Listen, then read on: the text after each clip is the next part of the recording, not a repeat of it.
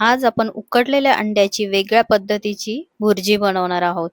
तर ती चवीला अतिशय सुंदर लागते. तुम्ही एकदा खाल ना तर बोटं चाटूनच खाल. इतकी टेस्टी लागते. चपाती किंवा भाकरी बरोबर गरमागरम खायची. तर ही 2 अंडी घेतली आहेत मी उकडलेली. आता त्याला आपण सोलून घेऊया. नेहमी त्याच प्रकारच्या आपण अंड्याचे प्रकार करून खातो, पण या पद्धतीने करून बघा. तुम्हालाही खूप आवडेल ही रेसिपी. तर आपण हे अंडी आहेत ना आता सोलून घेऊया. आता ते अंडी बाजूला ठेवून आता इथे आपण पॅन मध्ये तेल घेतलेलं आहे. आता त्याच्यामध्ये मी एक मोठा साईजचा कांदा वापरलेला आहे. आता मी 2च अंडी घेतलेली आहेत म्हणून मी एक मोठा साईजचा कांदा वापरलाय. तुम्ही जर अंडी जास्त वापरली तर कांदा जास्त घ्या, कारण कांदा ही टेस्टी लागतो याच्यामध्ये जास्त वापरला तर. आता आपण आपला कांदा परतून होते तोपर्यंत ही अंडी आहेत ना त्याचे तुकडे करून घेऊया, म्हणजे कापून घेऊया.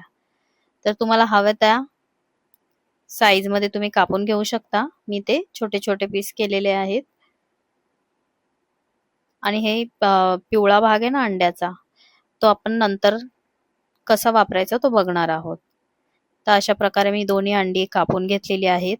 तोपर्यंत इकडे आपला कांदाही लाल होत आलेला आहे. तर आता इथे आपण एक छोटा साईजचा आहे ना टोमॅटो कापून घेतलेला आहे आणि तोही याच्यामध्ये आता चांगला परतून घेऊया.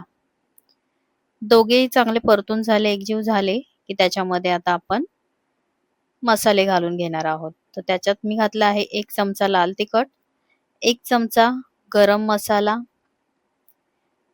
आणि अर्धा चमचा धना पावडर आणि अर्धा चमचा जिरा पावडर.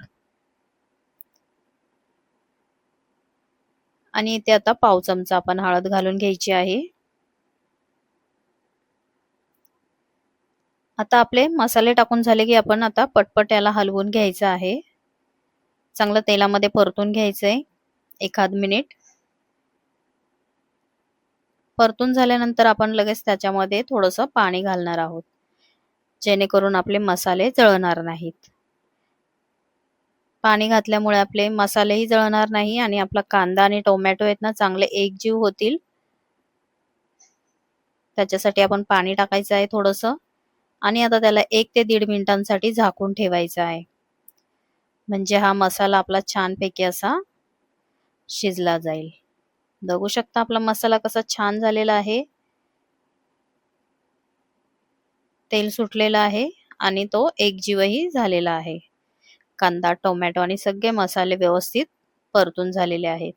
आता त्याच्यामध्ये आपण हे कापलेले आहेत ना अंड्याचे व्हाईट भाग तो घालून घेऊया. त्यालाही थोडंसं परतून घ्यायचं आहे.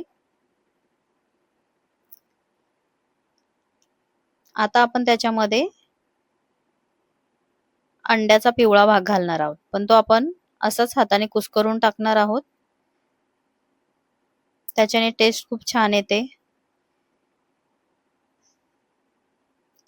अंड्याला मस्त अशी टेस्ट येते असं कुस्करून टाकल्यावर, म्हणजे त्याचं ग्रेव्हीला पण थोडासा थिकनेसपणा येतो त्याच्यामुळे आणि टेस्टही खूप छान येते.